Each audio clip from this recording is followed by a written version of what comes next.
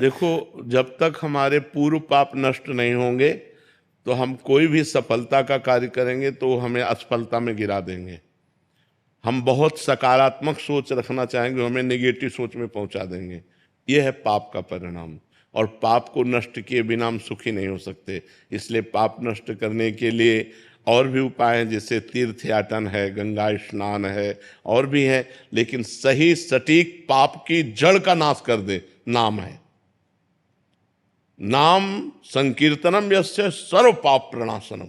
आधा घंटा नाम कीर्तन करो जोर जोर से, और चलते फिरते नाम जप करो, देखो सब पॉजिटिव हो जाएगा। आधा घंटा कोई नाम कीर्तन करो, जो नाम प्रिय हो आपको, हरे कृष्ण श्री राम जय जय, जो भी राधा राधा राधा, खूब जोर जोर से भगवान नाम कीर्तन करो और चलते फिरते नाम जप करो। फिर देख लो आप उसका परिणाम, फिर आप खुद अनुभव करें। लेकिन लंबे समय तक 2-4 दिन किया फिर पाप कर लिया, फिर 2-4 दिन किया पाप किया, वो बात नहीं है।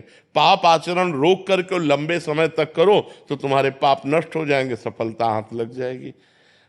सबको सफलता क्यों नहीं प्राप्त होती, सबको सुख प्राप्त क्यों नहीं होता, लेकिन सब लोग सुख के लिए ही कार्य करते और दुख क्यों प्राप्त होता है? उसका कारण पाप है। हम पाप कर्म वर्तमान में भी करते हैं और जो भूत में पाप कर्म किए हैं वो परिणाम में आ रहे हैं, इसलिए हम असफल हो रहे हैं, दुखी हो रहे हैं, चिंतित हो रहे हैं। नाम जप करो, बहुत आनंद प्राप्त होगा, बहुत आनंद। हम कह रहे हैं लोक परलोक के सब सुख आपको प्राप्त हो जाएंगे। आप डट के नाम जप तो करो। जैसे लोग कहते हैं कि नाम जप करने से क्या खाना मिल जाएगा, तुम खाना की बात क्या करते हो? अगर भगवान का नाम जप करो तो लोक परलोक सब जगह सुख प्राप्त होता है। जहां पाप नष्ट हुए तो सुख ही सुख घेर लेता है।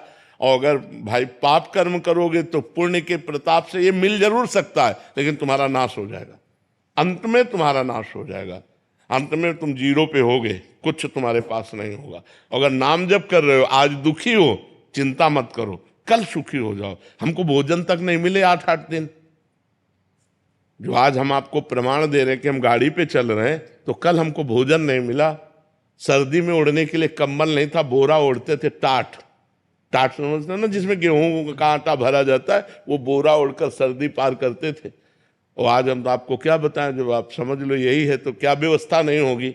हर व्यवस्था है, राजा बाबू की तरह भगवान रख रहे हैं।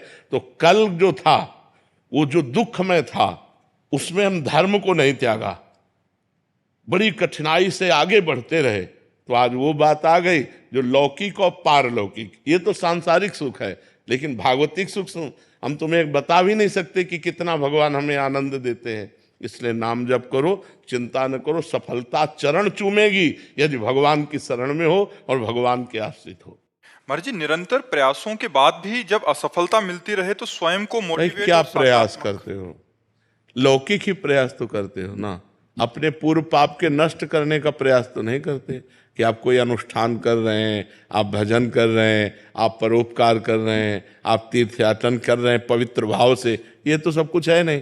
तो पूर्व में जो पाप कर्म किया है, अब जो आप सफलता के लिए प्रयास करते हैं, वो आपको असफल कर देता है, गिरा देता है। तो आपका प्रयास कोई आध्यात्मिक है क्या?